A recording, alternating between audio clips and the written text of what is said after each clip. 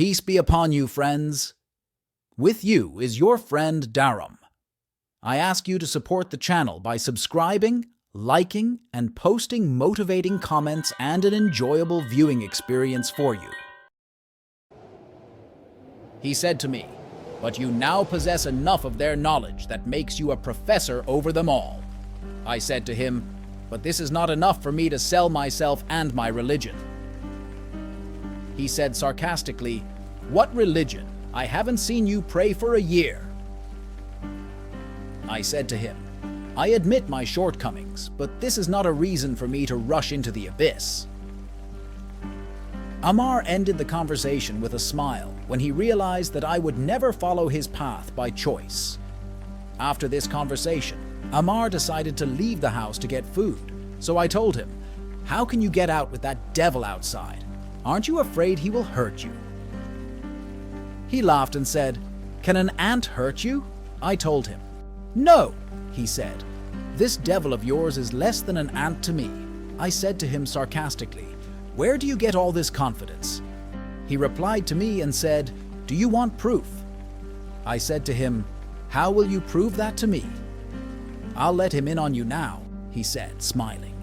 So I remained silent and my heart began to beat, and I said to him, "Do not be late for your journey." He laughed out loud and left. The last week with Ammar. This week was not out of the ordinary, but strange events occurred that I had not witnessed before, the most prominent of which was that Ammar left me alone for 3 days and did not inform me before that he would be gone for that long. So when he returned, I said to him angrily, "Why didn't you tell me that you would be gone for such a long time? I almost died of hunger." He said coldly, "But you are not dead. I have left enough water for you." I said to him angrily, "Why didn't you tell me? What would you have lost?" He laughed and said, "Do you want some harissa?" Last day with Ammar. I may be delusional, but I somehow felt that I would leave this place at any moment. Even Ammar was treating me differently at that time, as if we would part ways soon. But I did not know that that day would be the day in which I would find the key to my salvation. I extended my hand to one of the shelves as usual that morning and pulled out a large book bound in black leather that Ammar had advised me to read. I placed it on the table, opened it, and began reading. Ammar was sitting in the living room smoking during the day, as usual, so I started reading as usual. The last hour with Ammar. I was reading while resting my hand and looking at those large pages. It started to rain heavily, which was not unusual in that area. The place was quiet, and all I could hear was Ammar puffing on his cigarette, and I was saying to myself, why is he smoking now? I've never seen him do that in broad daylight.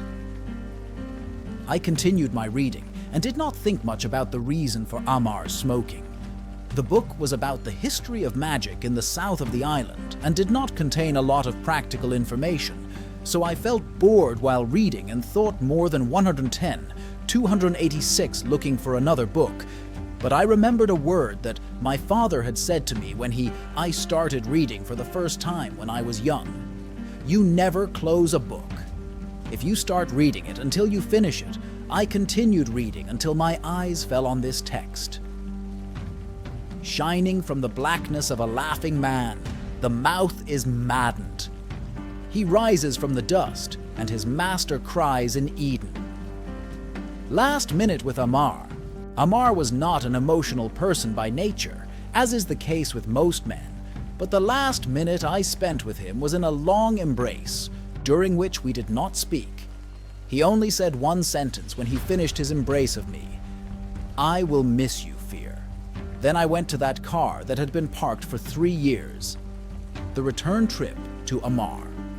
I went to the airport after buying some dried figs because I could not find any figs at that time as it was not in season. I took the first plane towards the country, Ammar, and during the trip I felt short of breath more than once. The first was when I was on my way to the airport. The second was when I boarded the plane, and the last was when I left the airport gate after arriving in Ammar's hometown.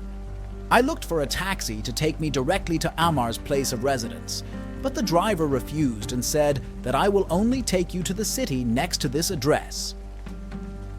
I reluctantly agreed, and he walked me to the place we agreed on, and from there I decided to rent a car from that small town.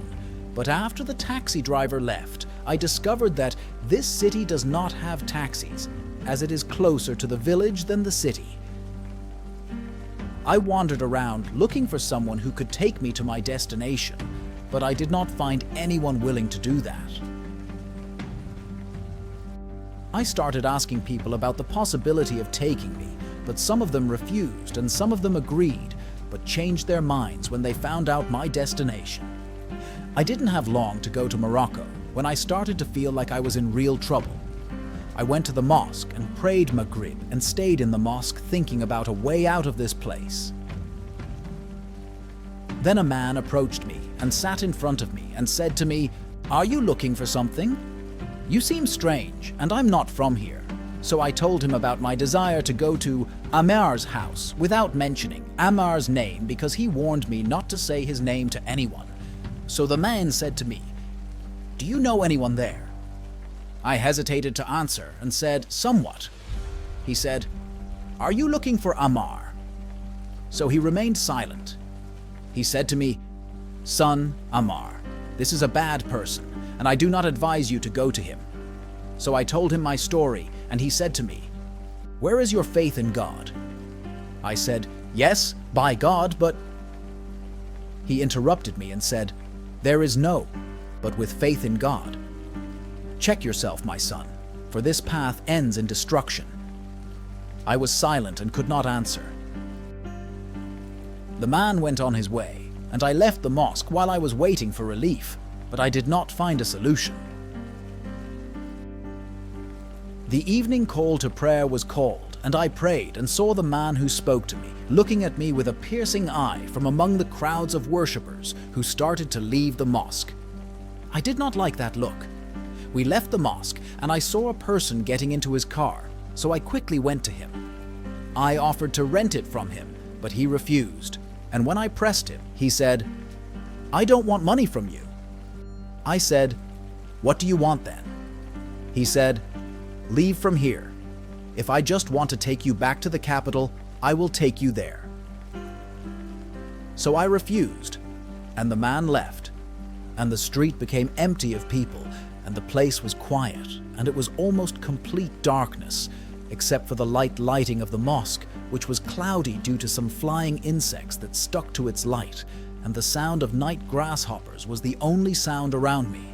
And then I felt shortness of breath, accompanied by a severe headache that made me collapse from the severity of the pain. On my knees, and then I heard laughter coming from the darkness around me. The pain increased until I fainted.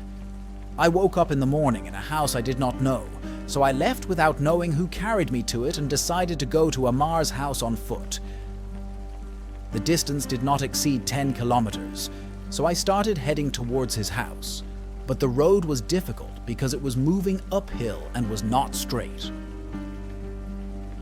When I was halfway through the road, I heard a voice approaching from behind me. So I turned around and found the silhouette of a man approaching me, and when that silhouette reached me, I saw that he was the one who spoke to me in the mosque. He said to me, "I will walk with you until you arrive." I told him, "No, thank you, I don't want to go back."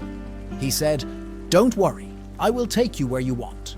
I don't want you to die here on this lonely road because of me." The man accompanied me to my destination and spoke to me on the way and tried to persuade me to return, but I did not respond to him, and I knew that he was the one who took me to his home yesterday, so I thanked him for that.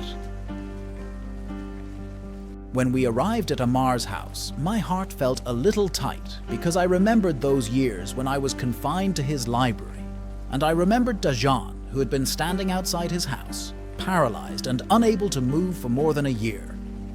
I called the man, and he asked me if I wanted him to wait, so I told him, "Thank you.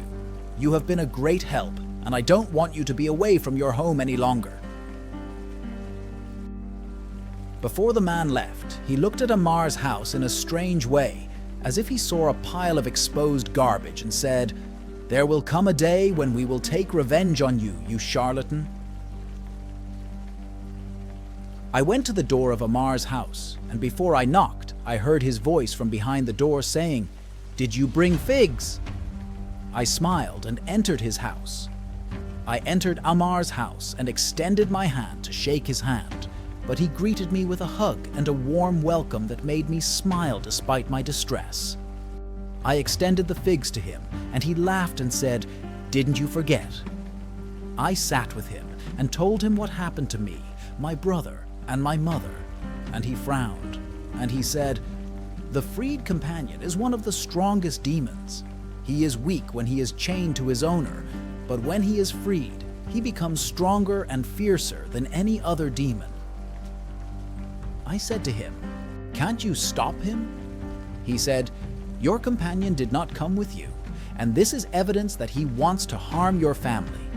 So I said to him, "What should we do, Amar?" Amar was silent for a while, then said, "The only solution I see is that you won't like it."